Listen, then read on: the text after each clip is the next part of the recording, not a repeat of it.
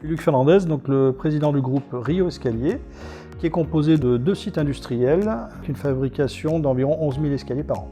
Je suis donc Guillaume Mousset, entreprise chez Rio Escalier depuis 23 ans. Je suis chef de projet numérique. Aujourd'hui, on est dans l'ère de la digitalisation. Un projet de réalité virtuelle était un produit manquant dans notre domaine et nous souffrions d'un configurateur qui avait été élaboré en interne, qui était arrivé à bout de souffle, sur lequel il a fallu qu'on lance un nouveau projet plus moderne. Cet outil s'appuie sur la technologie du logiciel dessin qu'on utilise dans l'entreprise.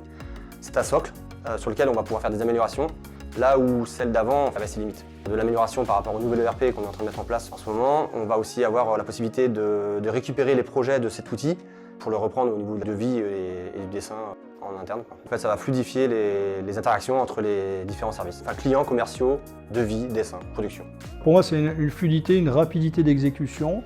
La possibilité d'étendre notre showroom de notre site principal partout en France, voire aujourd'hui à l'international, avec une facilité déconcertante. Il suffit d'avoir un simple casque de réalité virtuelle, notre configurateur, une application web, et c'est parti.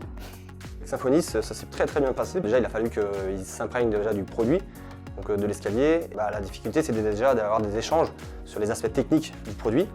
Pour le coup, Symfonis a plutôt bien répondu et c'est vite adapté.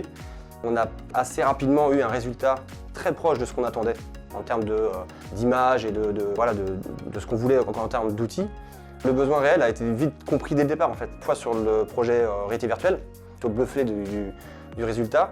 L'outil configurateur, les attentes étaient égalées. Restait plus partie technique, on aurait pu avoir des blocages. Mais au final, on n'a pas rencontré de difficultés qui n'auraient pu nous ralentir dans le développement.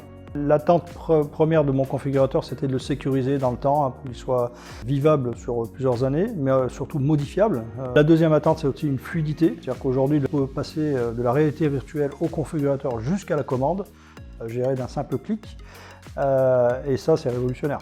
Ça fait gagner du temps à tout le monde.